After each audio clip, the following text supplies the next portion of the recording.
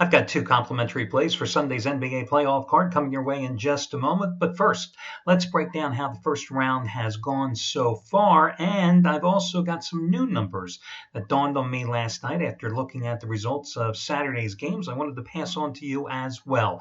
Well, the favorites are now 17-9 against the spread after the Dogs and the Chalk split out yesterday.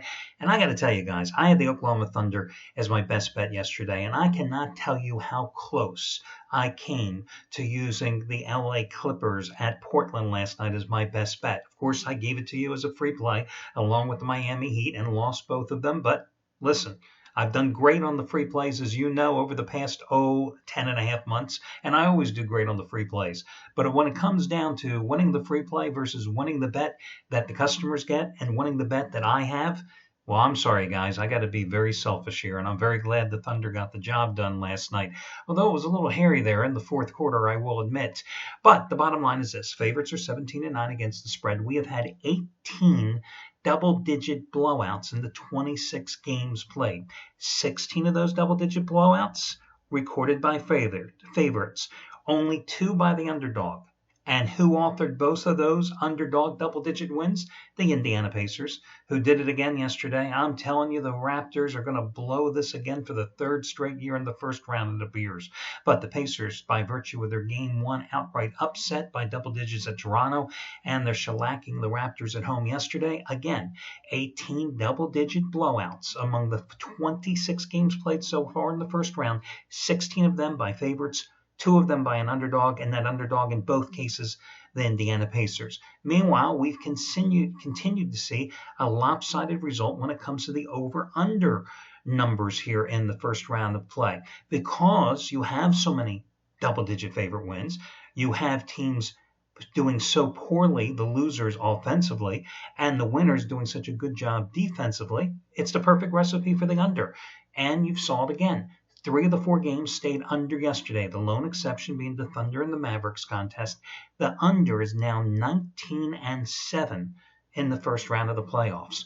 So as I was putting together and updating these numbers, I thought to myself yesterday, well, how has the home team done in the postseason? Well, you have 3 series where the home team is a perfect 3-0 so far against the spread. Spurs Grizzlies, Heat Hornets, Clippers, Trailblazers, right? Home team, perfect 3-0 ATS in all of them. Then you have 2 series where the home team has covered 2 of the 3 games. Warriors and the Rockets, the Hawks, and the Celtics.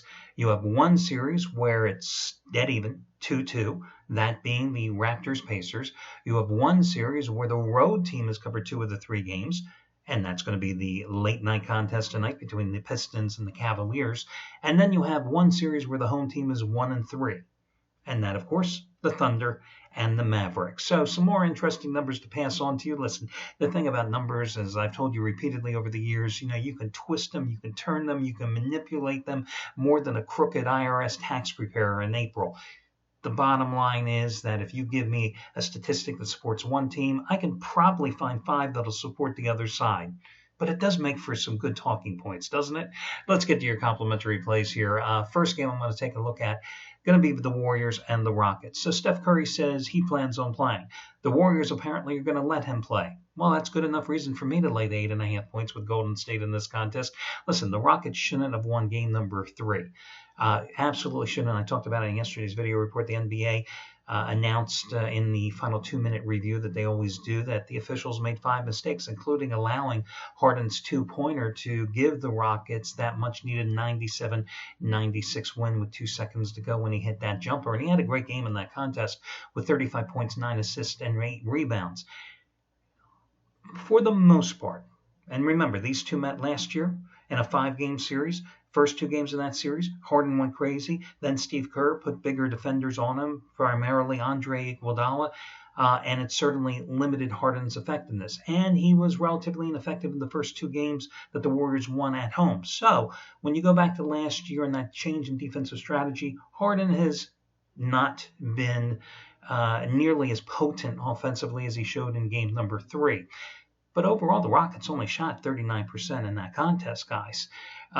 Houston had 16 turnovers in that game. The reason the Warriors loss goes beyond the fact that Harden was awarded a game-winning shot that he shouldn't have received. The fact is that if you look that Steph Curry was out, okay, Sean Livingston again stepped in and had a great game for Sean Livingston standards, playing for Steph Curry with 16 points and 5 rebounds.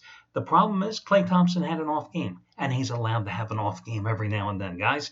Only 17 points and missed all 7 of his 3-point shots.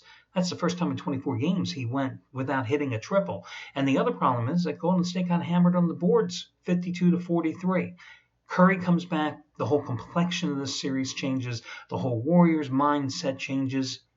They know they just had one of those games in game number 3.